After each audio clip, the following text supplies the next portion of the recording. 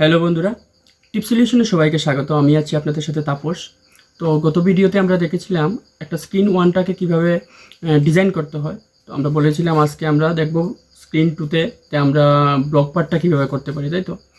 তো actually block পার্টের মধ্যে এই স্ক্রিন ওয়ান বা প্রত্যেকটা স্ক্রিনের মধ্যে 70 থেকে 80টা ব্লক আছে। তো প্রত্যেকটা ব্লক যদি আমি একটা ভিডিওতে কমপ্লিট করতে চাই তাহলে সম্ভব না। তো আজকে আমি মোটামুটি যেই ব্লকগুলোর কাজ সবসময় লাগবে, প্রথম থেকে আমি 14-15টা ব্লক নিয়ে এসেছি, সেই ব্লকগুলো নিয়ে আলোচনা করব। আর আগামী ভিডিওগুলোতে আমি এরপরের ব্লকগুলো নিয়ে আলোচনা করব। তাহলে চলুন ল্যাপটপ স্ক্রিনে গিয়ে আমরা দেখে নিই কোন ব্লকগুলো আমাদের কিভাবে কাজে লাগে।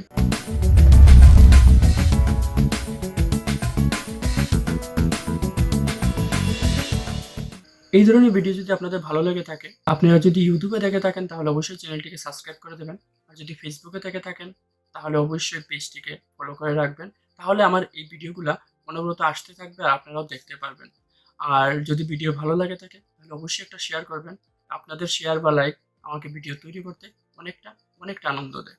তো চলুন ভিডিওটা শুরু করি। আমরা আজকে যেই ব্লগগুলো নিয়ে কাজ করব, চলুন এক নজর দেখে নিই। এখানে স্ক্রিন ওয়ান পর্যন্ত কালকে তৈরি হয়েছিল। আমি সময় বাঁচাতে গিয়ে আমি আগে থেকে ব্লকগুলোকে আমি রেডি করে রেখেছি। আমি বলে দেবো কীভাবে রেডি হয়েছে। বাটন ওয়ান এবং নোটিফায়ারটা আমি নিয়ে রেখেছি, কারণ এই ব্লকগুলোতে আমার করতে সাহায্য হবে। আর বাটন এবং নোটিফায়ারের কাজ আমি আগে যে ভিডিওগুলো হবে সেগুলোতে ডিটেলসলি আলোচনা করব। শুধু কাজ দেখাবার জন্য আমি এগুলা কালেকশন করেছি। আর একটা স্ক্রিন আমি অ্যাড করে নিয়েছি, ঠিক আছে? তো প্রথমত আমরা দেখে নিই কী নিয়ে কাজ করবো। স্ক্রিন ওয়ানের মধ্যে আমাদের প্রথম যে স্ক্রিনটা আছে, ব্যাক প্রেস। আমাদের ব্রেক প্রেস করলে কি কাজ হবে? অনেক সময় দেখবেন আমরা অ্যাপ্লিকেশন যখন আমরা ব্রেক প্রেস করি তখন অ্যাপ্লিকেশনের উপরে একটা অ্যালার্ট শো হয়ে যায় যে are you exit this application. তো আমরা ইয়েস এন্ড নো এরকম দিতে পারি। তো সেই কাজটাই আমরা ব্রেক প্রেসের মধ্যে করতে পারবো। ব্রেক প্রেস দিলে আমরা এই একটা স্ক্রিন থেকে আমরা অন্য একটা স্ক্রিনে চলে আসবো, সেই কাজটা করতে পারি। তো তার কারণে আমি শুধু দেখাবার জন্য আমি ব্রেক প্রেসের মধ্যে নোটিফায়ার থেকে একটা অপশন নোটিশ আমি লাগিয়ে নিয়েছি, are you exit this app. তো সেটা লাইভ ডেমোটা আমরা একটু দেখে নিই। সেই জিনিসটা দেখাবার জন্য শুধু আমি শো অ্যালার্ট নামে একটা নোটিফায়ার থেকে কম্পোনেন্ট আমি অ্যাড করে নিয়েছি। সেটা একবার দেখে নিই কীভাবে অ্যাড করে নিয়েছিলাম। এখানে নোটিফায়ার থেকে আমরা এখানে স্ক্রিন ওয়ানের মধ্যে আসার পর স্ক্রিন ওয়ান থেকে আমরা এখানে ব্রেক প্রেসটাকে এইভাবে ড্র্যাগ করলে এখানে ড্রপ করে দিতে পারবো, ঠিক আছে? সেভাবে আমি ড্রপ করেছিলাম। যেহেতু আমি নিয়ে নিয়েছি এটাকে ডিলিট করে দিই। আর এখান থেকে নোটিফায়ারের মধ্যে এখানে একটু নিচে আসার পর এখান থেকে একটা অপশন আছে শো অ্যালার্ট। এই শো অ্যালার্টটা আমি এখানে অ্যাড করেছি, ঠিক আছে? এবং টেক্সটের থেকে এখানে টেক্সটের থেকে আমাদের এখানে টেক্সট আমরা অ্যাড করতে পারি, সেই কম্পোনেন্টের সাহায্যে আমি এখানে অ্যাড করে দিয়েছি। যেহেতু আমি এগুলো পরে আলোচনা করবো, জাস্ট কি কাজ হচ্ছে সেটা একবার দেখে নিন, ঠিক আছে? যখনই আমরা এখানে ব্যাক প্রেস করছি, দেখে নিন আমরা আছি এখন প্রথম স্ক্রিনে। তো আমরা যখনই ব্যাক প্রেস করছি করার সাথে সাথে একটা নোটিফায়ার অপশন হবে এখানে, are you exit this app. যেটা আমরা এখানে যে লাইনটা আমরা এখানে এই ব্রেক প্রেসের শো অ্যালার্টের মধ্যে লিখে নিয়েছিলাম, ঠিক আছে? তো আবার একটা ব্রেক প্রেস করে দেখি কিভাবে কাজ করছে। এই দেখুন, ঠিক আছে? সেই জিনিসটাই সেভাবে কাজ করবে। এবার আরেকটা জিনিস দেখে নিই। এখানে স্ক্রিন ওয়ানে আসার পর এখানে এরর, ঠিক আছে? তো এখানে এররের যে কাজটা আছে সেই কাজটা আমাদের অ্যাপ্লিকেশন তৈরি করার পর যদি কোনো কম্পোনেন্ট আমাদের ভুল কোনো অপারেশন বা কোনো একটা প্রবলেম হতে পারে, অনেক সময় যে কোনো বাগ তৈরি হয়ে যায়, সেটা আমরা কোন কম্পোনেন্ট থেকে আমাদের বাগ তৈরি হয়েছে সেই মেসেজটা শো করার জন্য সাধারণত এই অ্যাপ্লিকেশনের মধ্যে ব্যবহার করতে পারি। তো আমরা এবার কম্পোনেন্ট এখান থেকে আমরা মোবাইলের সাহায্যে শো করাতে পারি বা আমরা ডাটার মধ্যে সেভ করে নিতে পারি, যাতে অ্যাডমিন পরে দেখতে পায় কোন কম্পোনেন্টটা কীভাবে কাজ করছে বা কোন কম্পোনেন্টটা প্রবলেম করছে। তার জন্য সাধারণত এই কম্পোনেন্টটা ব্যবহার হয়। এবং গট রিসিভ শেয়ার, সেটা এখন দেখানো যাবে না। সেটা নর্মালি যখন আমরা মিডিয়া নিয়ে কাজ করব তখন সেই কম্পোনেন্টটা নিয়ে আলোচনা করব। তারপর সবচেয়ে বেশি ব্যবহৃত যে কাজটা স্ক্রিন ইনিশিয়ালাইজ যেভাবে কাজ করবে চলুন দেখে নেই। এখানে আমি স্ক্রিন টুতে স্ক্রিন ইনিশিয়ালাইজ দিয়ে রেখেছিলাম, ঠিক আছে? এখানে স্ক্রিন টু আছে, টুর মধ্যে আমরা স্ক্রিন ইনিশিয়ালাইজ দিয়ে রেখেছি। এই দেখুন, স্ক্রিন ইনিশিয়ালাইজের মধ্যে আমরা লিখেছি ওয়েলকাম তাপস, ঠিক আছে? তো সেটা আমরা কিভাবে শো হচ্ছে কিনা একবার দেখে নিই। আমরা স্ক্রিন টুতে আছি, আমরা এখান থেকে ব্যাক প্রেস করে আমরা চলে যাব এখানে ফার্স্ট স্ক্রিনে। তো চলুন আমরা এখানে ফার্স্ট স্ক্রিনে চলে এসেছি। এখান থেকে যখনই আমরা বাটনটাতে ক্লিক করব, আমি বাটনটা ব্যবহার করেছি একটা স্ক্রিন থেকে অন্য স্ক্রিনে আসা যাওয়া করার জন্য। তো এখানে বাটনে ক্লিক করার পর যখনই আমরা নতুন স্ক্রিনে গেলাম, এখানে দেখুন সেই নোটিশটা চলে এসেছে ওয়েলকাম, তারপর যেটা আমি লিখে রেখেছিলাম। তো আমরা যখনই কোনো একটা স্ক্রিন ওপেন হওয়ার পর আমরা কি, কি দেখাতে চাই বা ইউজারদের কি, কি আমরা শো করাতে চাই, সেটা সম্পূর্ণভাবে ইনিশিয়াল স্ক্রিনে দিয়ে আমরা কাজ করাতে পারবো। ঠিক আছে? তো সেটা সেভাবে কাজ করছে। এবার চলুন নেক্সট আমরা কম্পোনেন্টটা দেখে নিই। এবং নেক্সট আছে আমাদের এখানে হোয়েন কিবোর্ড ভিজিবিলিটি চেঞ্জ, যখন কিবোর্ডের ভিজিবিলিটি চেঞ্জ হবে, যখন কিবোর্ড শো করবে বা যখন কিবোর্ড এখান থেকে অফ হয়ে যাবে, আমরা অনেক সময় টাইপ করার সময় কিবোর্ড উঠে আসে, আবার টাইপ শেষ হয়ে কিবোর্ড নিচে চলে যায়, তখন যদি আমরা কোনো কিছু কাজ করাতে যাই তাহলে সেটা করাতে পারবো, সেখানে সেই কাজটাই। তো সেটা তো এখন তো এই কাজের মধ্যে সম্ভব না দেখানো, যেহেতু আমাদের এক্সট্রা কোনো কোডিং করার নেই। যখনই আমরা আগে গিয়ে যখনই আমরা এই ধরনের কোডিং করবো, তো অবশ্যই আমি সেটার কাজটা আমি অবশ্যই দেখিয়ে দেবো। এবার এখানে মেনু মেনু ইনিশিয়ালাইজ এবং মেনু আইটেম সিলেক্টেড, সেটা নিয়ে সম্পূর্ণ আলাদা একটা ভিডিও আমাকে তৈরি করতে হবে। যে আমাদের এখানে অনেক সময় দেখবেন, এখানে যদি আমরা এই যে স্ক্রিন 2 লেখা আছে, এখানে আপনার অনেক সময় অপশন মেনু একটা অপশন থাকে।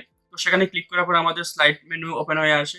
তো সেই মেনুটা এড করতে গেলে আমাদের টোটালি আলাদা একটা ভিডিও তৈরি করতে হবে। তো সেই ভিডিওতে আমরা দেখে নেব কিভাবে এই দুইটার কাজ কমপ্লিট হয়। ঠিক আছে?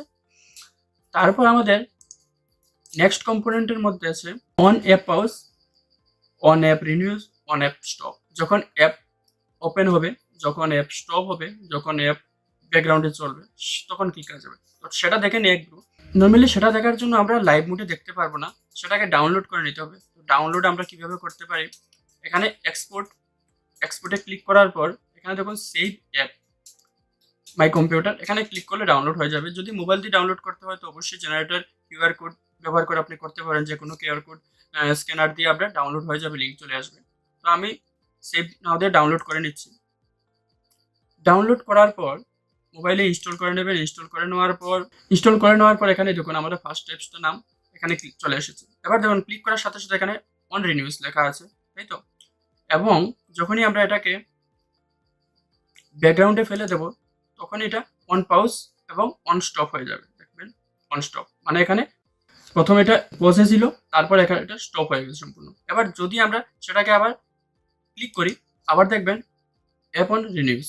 তো তা দিয়ে আমরা কি, কি কাজ করাতে পারি? অ্যাকচুয়ালি কি, কি কাজ করাতে পারি?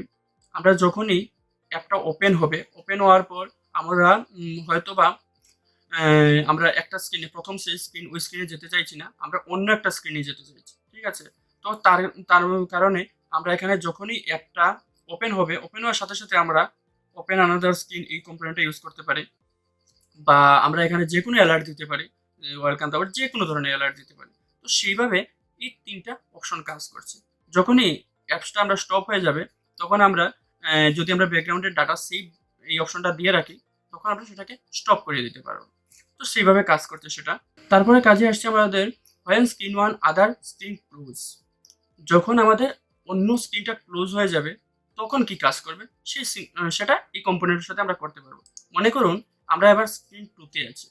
ঠিক আছে? ইউজার আবার স্ক্রিন 2 তে আছে। 2 তে থাকার পর সে কি করলো? সেখান থেকে এই এখানে স্ক্রিন 2 তে আছে। 2 তে থাকার পর সে এখান থেকে ব্যাক হয়ে গেল। ব্যাক হয়ে যাওয়ার পর ইউজার কি শো করবে সেটাই এই কম্পোনেন্টের সাহায্যে দেখাতে পারবে। তো আমরা এখানে যেমন ব্যাক হয়ে যাচ্ছি, ব্যাক হয়ে যাওয়ার পর দেখুন এখানে স্ক্রিন 2 লেখা আসছে। এই দেখুন কিভাবে আমরা যখনই ব্যাক হয়ে যাচ্ছি, ব্যাক হয়ে যাওয়ার পর আদার স্ক্রিন ক্লোজ লেখা আছে, আদার স্ক্রিন ক্লোজটা লেখা আছে, তাই তো? তো যখনই আমরা ২ নম্বর স্ক্রিনটা ক্লোজ হয়ে আসবে, তখন আমরা এখান থেকে নোটিফায়ারটা আমরা নিয়ে নেব। এই দেখুন একটা জিনিস আলাদাভাবে দেখাচ্ছি, দেখুন একটা আলাদাভাবে দেখাচ্ছি। এখানে নোটিফায়ার, এখানে দেখুন দুটো অপশন আছে। এখানে কার্সারটা নেওয়ার পর আরো দুটো অপশন চলে আসছে। তো এখানে একটা গেট স্ক্রিন নেম, মানে যদি আমরা স্ক্রিন ক্লোজ হয়ে এই স্ক্রিনে আসি, তো ওই স্ক্রিনের নামটা আমরা এখানে শো করে নিতে পারবো। বা আমরা যদি ওইখান থেকে কোনো রেজাল্ট পাস করি, ওই স্ক্রিন থেকে যদি আমরা কোনো ধরনের রেজাল্ট এই স্ক্রিনে পাস করি, তো সেই রেজাল্টটাও আমরা দেখাতে পারবো। তো রেজাল্ট যদি আমরা পাস করি, তো রেজাল্ট কিভাবে পাস করছি, এইভাবে আমি এখানে রেজাল্ট অপশনটা লাগিয়ে দিলাম। ঠিক আছে? তো আমরা যখনই ওই স্ক্রিনে আবার চলে যাব, স্ক্রিন 2 তে চলে যাওয়ার পর এখান থেকে যখনই আমি আবার ব্যাক হয়ে ফিরে আসবো, ওই স্ক্রিনের রেজাল্টটা এই স্ক্রিনে দেখাবে। রেজাল্ট কি ছিল? স্ক্রিন ক্লোজ, মানে ওই স্ক্রিনটা ক্লোজ হয়ে গেছে সেটা দেখিয়ে দিয়েছে। এবং এখানে যদি আমরা সেটা না করে আমরা যদি লাগাই এখানে অ্যালার্ট আদার স্ক্রিন নেম, এখানে স্ক্রিন নামটা যদি লাগাই, কোন স্ক্রিন ক্লোজ হয়েছে সেটাও লাগাতে পারি, ঠিক আছে না? তো সেটাও আমরা করতে পারবো। দেখুন কিভাবে, আমরা আবার চলে যাই ওই স্ক্রিনে চলে যাওয়ার পর এখান থেকে ব্যাক হয়ে আবার রিটার্ন চলে আসবো। যখনই আমরা ব্যাক করবো দেখবেন এখানে শো উঠবে, ওই স্ক্রিনের নামটা শো করবে। দেখুন এতক্ষণ স্ক্রিন 2, ঠিক আছে? তো সেটা আমরা বিভিন্ন ধরনের কাজে লাগাতে পারি। মনে করুন আমরা এখান থেকে স্ক্রিন 1 থেকে চলে আসার পর ওই স্ক্রিনের ভ্যালু এড করে আমরা অন্য কোনো একটা কম্পোনেন্টে শো করাতে পারি। সেই ধরনের কাজ করবে। যেহেতু এই কাজটা আমি দেখালাম এবং এটা ডিটেইলসলি আলোচনা আমরা আগের ভিডিওতে আরো দেখে নেবো, আরো ভালোভাবে বুঝতে পারবো। ঠিক আছে? তারপর আরেকটা কম্পোনেন্ট বোধহয় আজকে লিস্টে আমার আছে।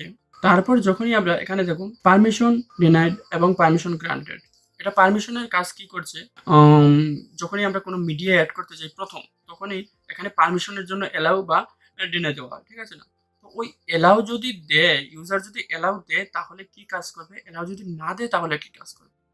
সেই ২ টা কম্পোনেন্ট ওই ধরনের অ্যালাউ এবং ডিসঅ্যালাউ নিয়ে কাজ করবে।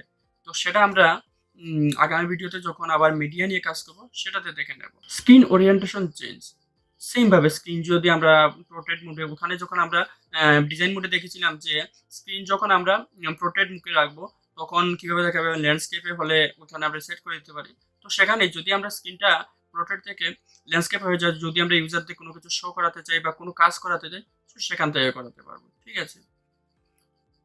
তারপরে হলো স্লাইড মেনু, ওপেন ক্লোজ।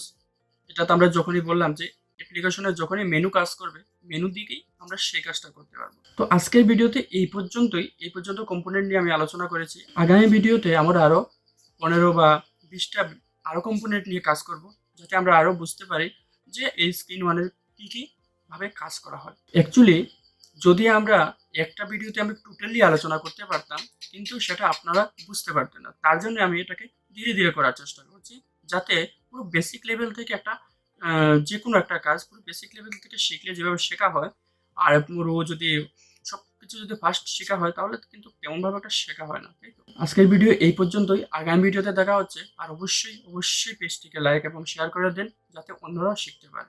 যাওয়ার আগে শুধু একটাই বলবো, ঘরে থাকুন, ভালো থাকুন, সুস্থ থাকুন।